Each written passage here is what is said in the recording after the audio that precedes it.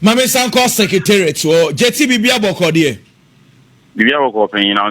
Nyamia dom one hour Asante Kotoko Secretariat say at say penny for Figaka Abe Pimiti Ebusha for Johnny or Lawson TV or Facebook or Johnny Asante Kotoko Secretariat and for any videos are Ekoso and Echegu Sisia and Echegu or Lawson TV and see from me screens no Jetty me say penny for and I was Asante Kotoko Secretariat o kan for ni forma me wona wo hoden Ekoso sa no. Okay, yamo bibia kwa ba infamra Asante Kotoko Secretariat ewo odin ho kwada so na ebo be 11 more na yechese da campaign for the Gfa mpanyifo na eba Asante Kotoko Secretariat no money mpanyifo that team na no adehia adwetwen komo efa yenia Francis ewo aye Pooley inti yeba no around there 12 more na chase na mpanyifo na be ni bi ne Gfa chairman newly elected chairman John Ansa any Samuel Abuabri for Greater Accra, Mr. Anto, BA, regional FA chairman, and Odosa for ESCO member, and so many people or more FA ornament by now. Mr. Safudi could be so more council, and I would do Safudi to just say, Asama ACF Pooley Hono, Omo Fred, supporters. Leadership Nathan Komumana Umedin Komo and far as the real BC to 20 years.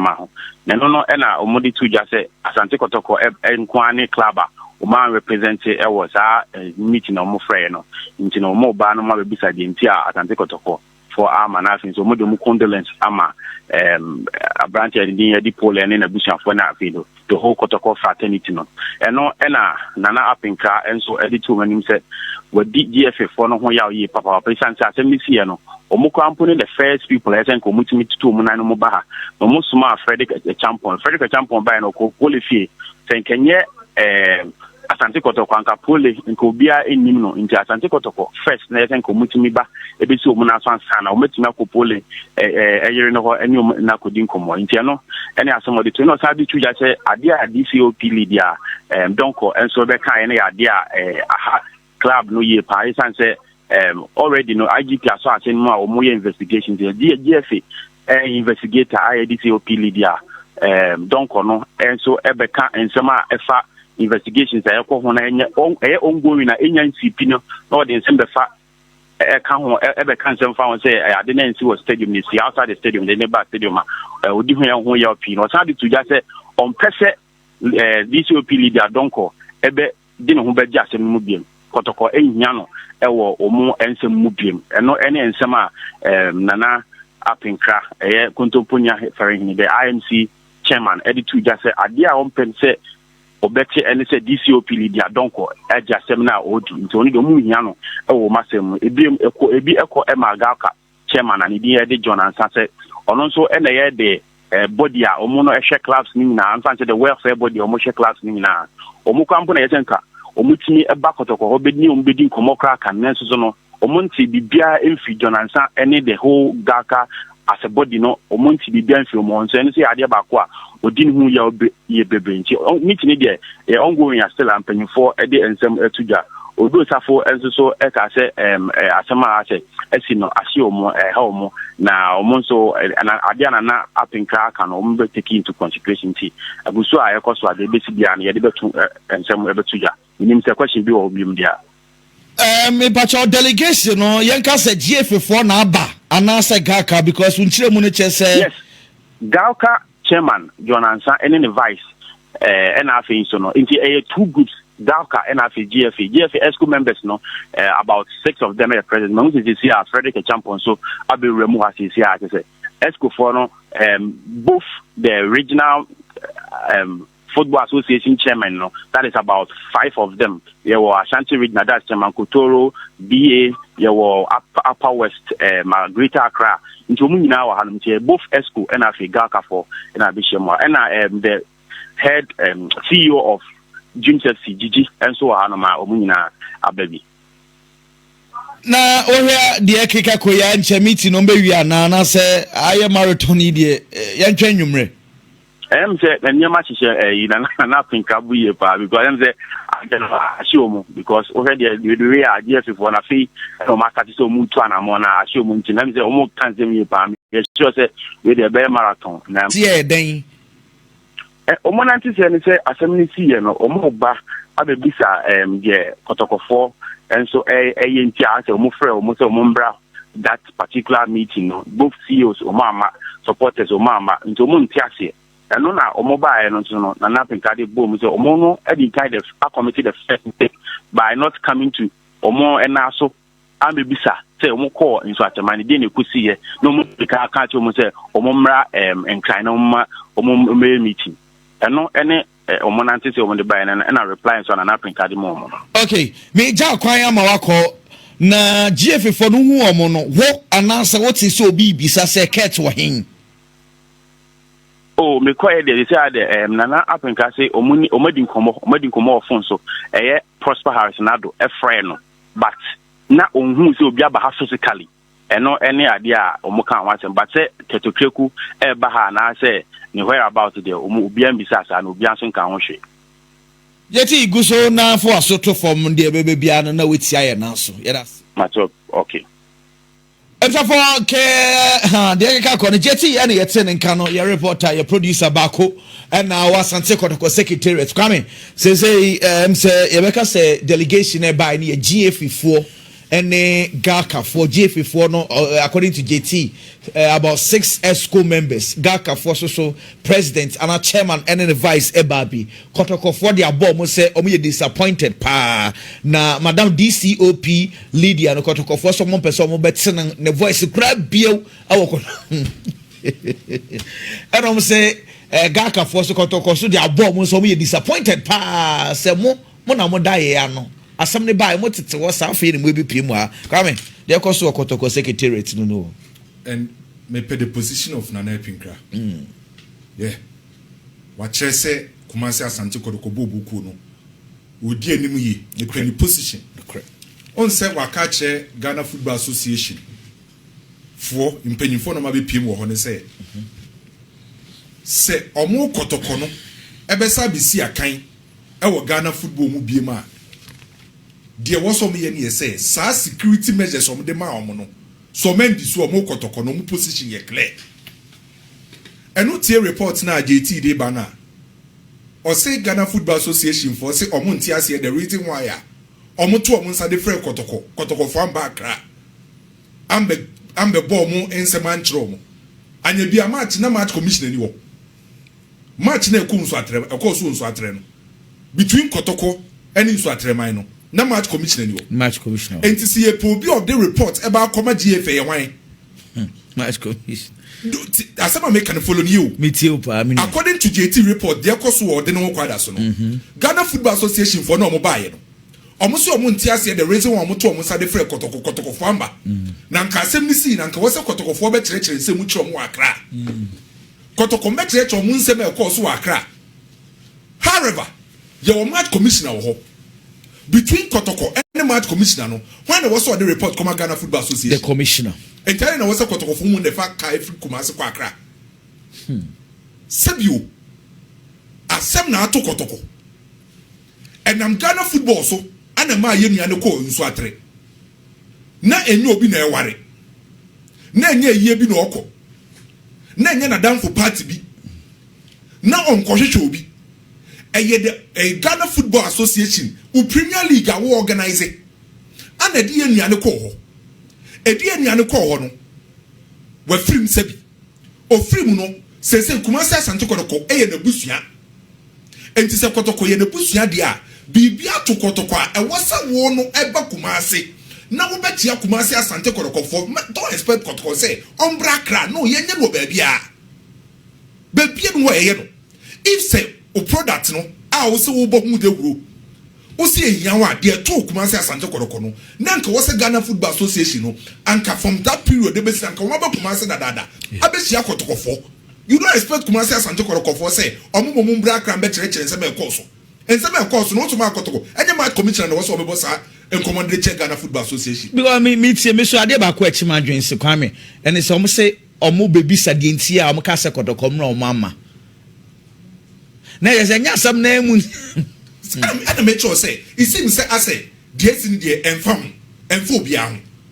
That's the reason why me bo Nana Pinka me bo na baso ene Kotoko supporters leadership ni na me bo baso say sad decision no ma take no omunjina so because bo na ye bo no kwaku opa akosoro ebra fom obi apebo no no correct me to na ye mbo bo na ha me no correct because me pebo ni bi ahwe unless say pebo and I pay local football however sa local football ne bo na ye nyina ye pese e koso no nipa nko hu hia se bibia enti Kotoko ani Accra House of Folk ma me fa akonya we so na me mbo ye na Togo afede abaso how are Togo afede attack Kotoko echi afi na kuma se Asante Kotoko ne asafi no mo ye adwuma afi no ma sorry to say teams akese first no mada Kotoko ne has first no mada afi na yeso ma sorry because what tie dia koso odem wo kwada so dey na na Pinka ka che GFA for ne say any problem say yes about bobo no but before say bobo no and no ma ba ko mienu miensa ye dia atom anim say mo mfa ntoto akwam say security measures ne na makwam no ansa nya ba bebo cement mi amfa sa ade na nto akwam a there is no way say bobo no because say ye bobo na sa nyoma ni akwam a obi a wo ko stadium na life at risk enti ahim fam pokra na sa ade ni si division 1 na Park Academy ni brass match no ko hwe ni pe koi so a police for 10 pe na kogu you police for 10 penny kugu by Saturday no be kai say betina say ka say ehun hia kra say first division no bebo no munya botre me see nya Ghana Football Association penny be ka say asem na two Pooley ne ensi wo first division nti omon kobo it means onwadwe woni trim it means say ade se biesi wo ho ansa na ho so ya stop sabo na park no Kwame yi say apia na ye genuine apia me hunu Kotoko secretary studio no musisi a ye bo no anya na ye say abono no ye bo ne pa ye bo apia ye bo no ba na say apia si ye mo no na say ye bo apia onu aname bo onu amusi ye mo no oh ye bo no the reason why apia person be ka no kwani say apia so sum so sum anything on GFA for nam Kotoko the problem na ye face say omo na ye fight for them no omo na omo ye football na ye fight for them no majority of them esum enti say o kaka yakwa akobo o si yembo mi apia oh there be yembo oni de ono ojo mi ama down for apia ye gwa no omo mienu nipa mienu ye bo ma apia ana de na otwa Park Academy omo videos ye bo mo pa Jeff ko hobi oh sunzu ko yambo no okote baby oh that no mo hu no that's what they okote baby omo vem Jeff ka bi according to Jeff no me din komoro si ade ne ba ye ne ba ye no ana okote otwe no okote baby dey be bato mane ngwa no ho ba ya bi Jeff de me ka so miensa bi ebi asotro ba miensa bi what is it Jeff on one shade am fa no ho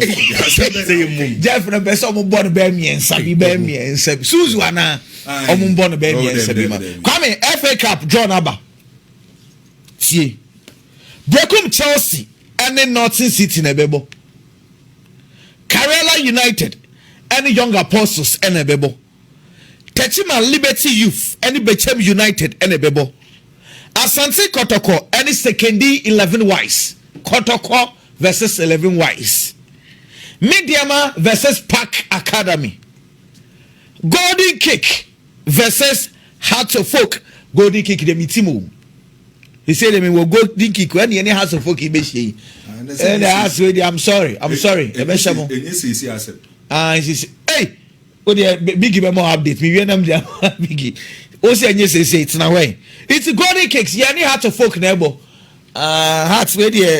Sorry, why? Ebayama mukakrebi. True democracy. Any FC Nania. A Trump DVC. Any Gold Stars. Any bebo. Inti. The tennis biggie Kotoko 11 Wise.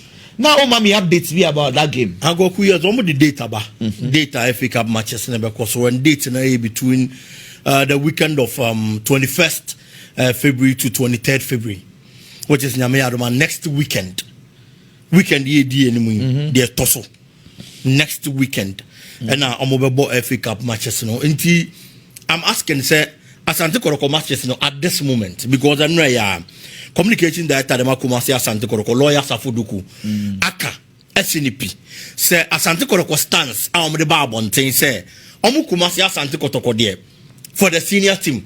Almost suspended all footballing activities for now. All footballing activities are suspended no. Omugusu jira baby omujina na. Fa ade fufuo bia ma yintinti saye bia nya de ben mm. It is saye bia mamu a I'm asking say Asante Kotoko matches no. E be outstanding matches amomo na. Because you see o match as the date e ba abontin there. Also date near there 21st February to 23rd February. That's like weekend way in the following week. See I say 21st basic fiada week. Yeah, some more Ghana. This how weekend in the FA Cup matches in Ebaso. So that time na Kumasi Asante Kotoko still any ready. You be anything. Na anything. And I said Kotoko ne has there. Almost stands ye clear.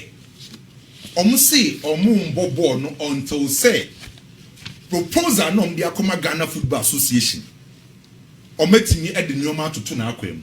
Enti for my name cause this time no so ometimi de sa nyoma na to akwem a ometimi akobo. But if says mfa sa nyoma na to akwem a there is no way so mbebo. Enti mu na mo se mbebo mo ba mo nkoso na mo nkobo. Ba de ba akwa akwaku meka mo obi ate no. Ye nua Pooley na say we free no.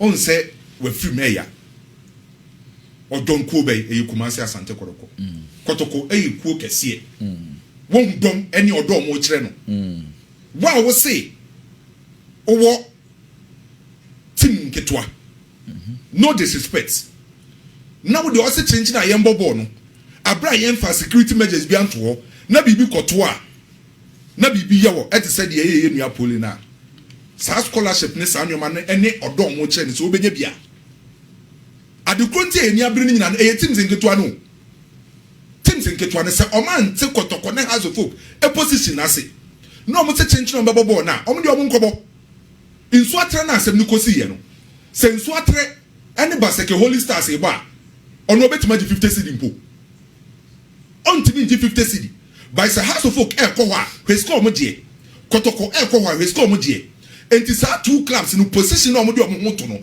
even teams are beka se omo ni suro no omo pokra da be benefit omo ba minima de kronti omo susu na push se yembo ball no. Okay, Kwame. Ye nya abotre. Osusu nya abotre. Osusu nya abotre. Osusu nya abotre. Na se kwaku abotre ni de ye nya ba ye se be bi aduru. Nwa nya abotre bebre a. Na ye hu a ye ni mama ye ni omo deal football.